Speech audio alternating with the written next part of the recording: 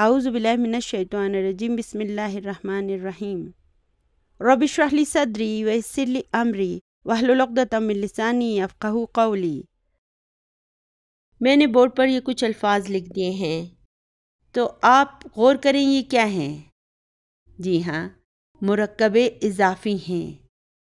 کیا لکھا ہے میں نے؟ حمزۃ الوصلی اور حمزۃ القطعی۔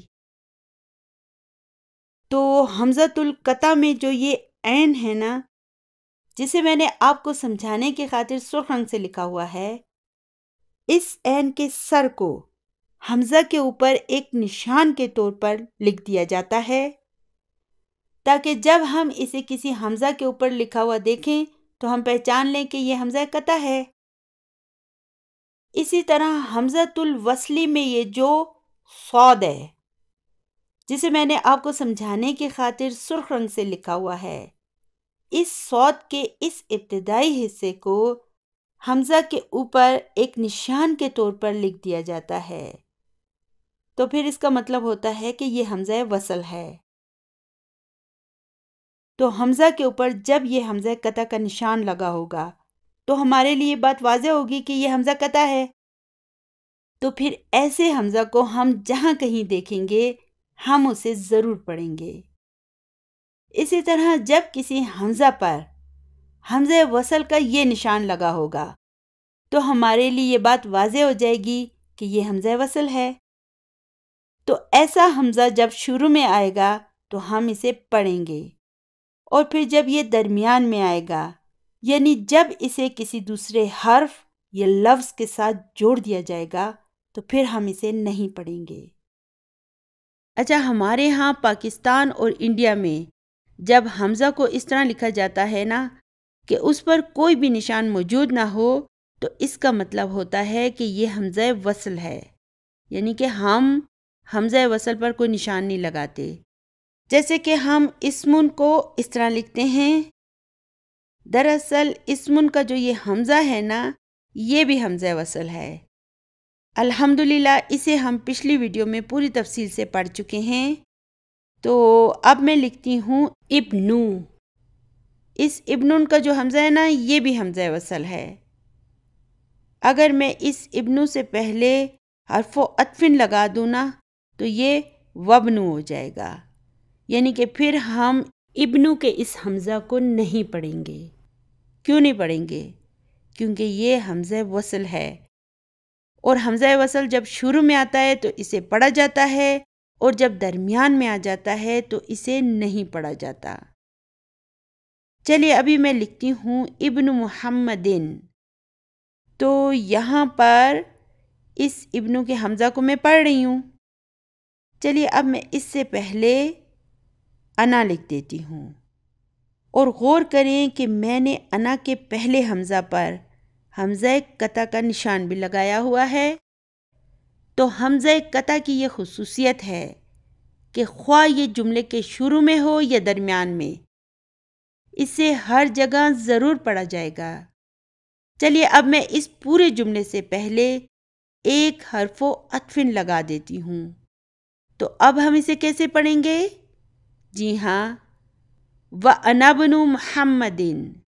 تو دیکھیں انا کے حمزہ کو میں نے دونوں صورتوں میں پڑھا ہے، جملے کے شروع میں بھی اور درمیان میں بھی۔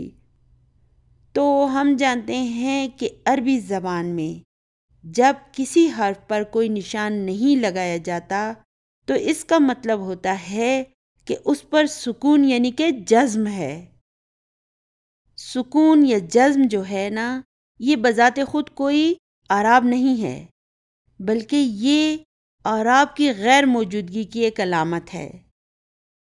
تو اب یہاں پہ دیکھیں کہ انا کے اس دوسرے حمزہ پر کوئی اعراب نہیں ہے، اس کا مطلب ہے اس پر سکون ہے۔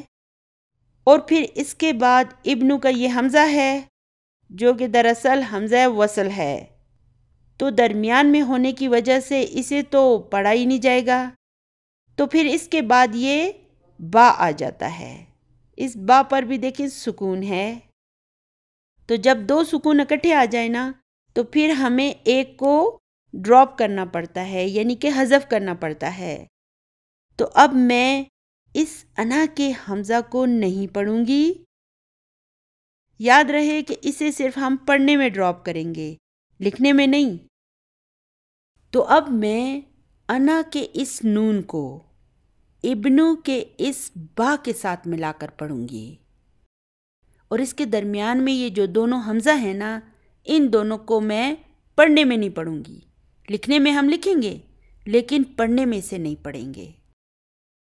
تو اب ہم اس جملے کو یوں پڑھیں گے کہ وَأَنَا ابْنُ مُحَمَّدٍ وَأَنَا ابْنُ مُحَمَّدٍ. تو دیکھیں عربی زبان بہت لاجیکل اور سائنٹیفک زبان ہے. یہ بے اصولی اور بے تکی نہیں، بلکہ یہ بڑی با اصول اور لاجیکل ہے. تو اب اس جملے کو انالائز کریں. یہاں پر انا کیا ہے؟ مبتدا اور ابنو خبر وہو مضاف، اور محمدن جو ہے یہ اس ابنو کا مضاف الیہ ہے. یاد رہے کہ یہاں پر جو ہم محمد کا نام استعمال کر رہے ہیں نا، یہ عام انسانوں کا نام ہے.